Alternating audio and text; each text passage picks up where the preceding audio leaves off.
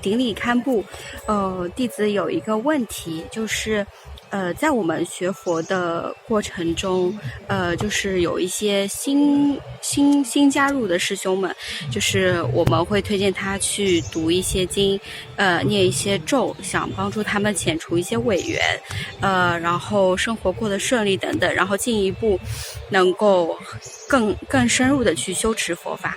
就在这个过程中，有一些师兄他可能就是念了经之后很有效果，但是有一些师兄就是会出现一些违缘，这是一个情况。还有一个情况是我身边有一个师兄，他学佛也很精进，可是在这一次疫情的时候，他得了一场大病，然后他也不断的念经祈祷，可是并没有很好的效果。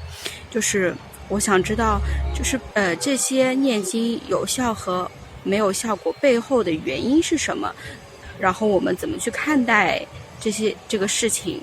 还有怎么跟师兄们，怎么去引导师兄初学的师兄能够更好的理解佛法？阿弥陀佛，请堪布开始。好，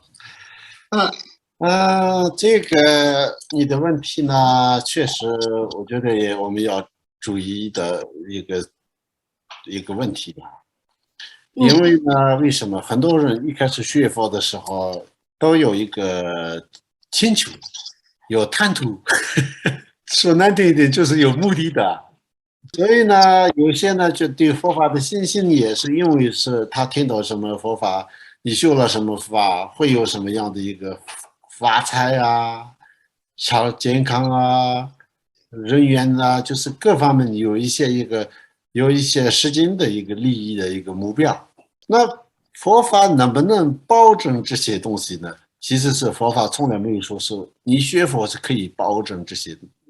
让你拥有一些这些你想要什么就有什么，明白吗？而且反而呢，这《金刚经》里面说了啊，你学佛的人、学《金刚经》的人，可能会亲身会受更多的这个苦难。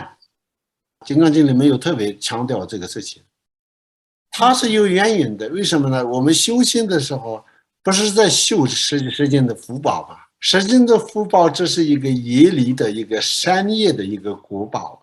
真正的这个修行的目标是什么呢？就是要成就解脱。如果要你解脱的话呢，你先要就是要灭尽，也就是断除所有的不好的业。这个不好的业呢，也有几个情况，我觉得这个是比较重要的。不是说是你一学佛是可以灭除所有的不好的业。佛法是相信无始以来的很长时间的这个轮回的一种循环嘛，在这个过程当中，我们造出了各种各样的业啊，这个就是我们眼前看不到，只是我们不记得而已。实际上呢，都是已经储存在我们自己的阿赖耶识里面了。它不断的会出现，所以我们为什么看起来人很好，但是有时候就是他的命很苦，看起来做坏事都看起来活得很好呢？因为他的前世的一些各种各样的一些五花八门的那种业在后面，所以我们的眼光呢、目光有时候必须要放宽一点，要看待这个生命。所以呢，为什么《金刚经》里面说呢？就是有时候修《金刚经》的人会更命苦呢？因为他呢，就是可能会长期这个累积的不好的业拿到先前，而且这个招数的这个时间会缩短。他不要来世，那今生就是都要预审里面拿。所以就是有时候必须造出的一些这个果报呢，就是要接受，因为它是一个修行金刚火热的法的话呢，它可以就是用很短的以刹那间的一个痛苦，可以替代本来就是一劫的这种遭受地狱的痛苦。那其实是很划算的事情，非常划算的，当然划算。前天看了一个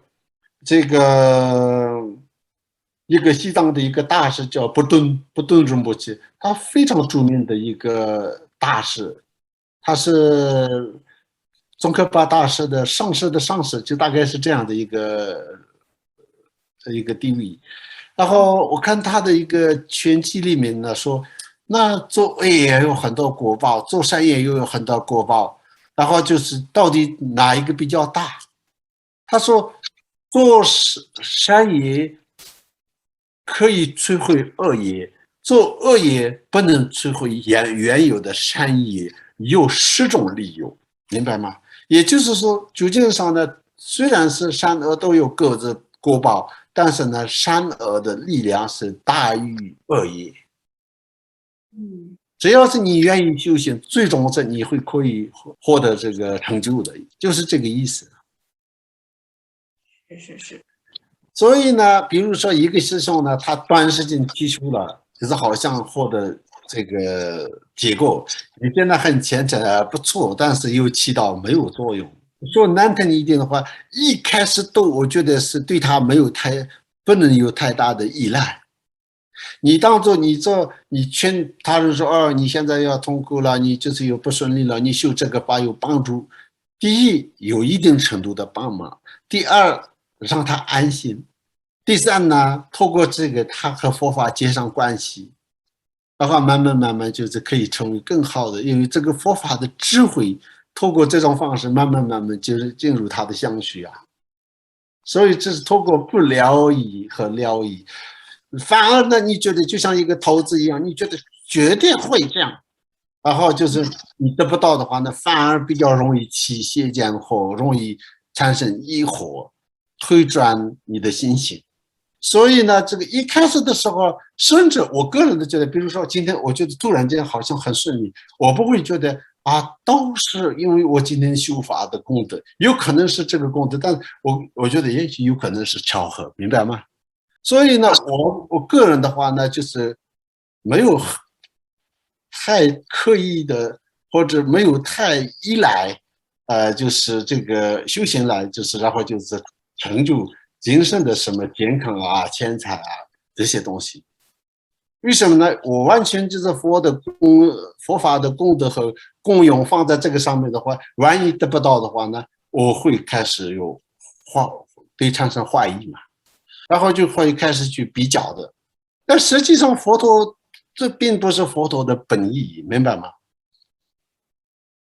但是有时候呢，我们没办法，比如说今天我在一个地方，如果我说我要讲什么法，没有人听。我说今天我要修一个龙王宝瓶，可能会很多人也来要这个，那他供在那边，他也知道这是一个佛的一个加持物，所以透过这个加持物，他和佛是可以连上一个关系的。对，这是一种引导的方式嘛。所以有一些传统的一些烧香拜佛啊，对一些这个三宝的价值的依赖我们不能否定它，明白吗？但是呢，个人要有心理准备，不能过度的依赖。知道了，谢谢开播。是不是这样？是的。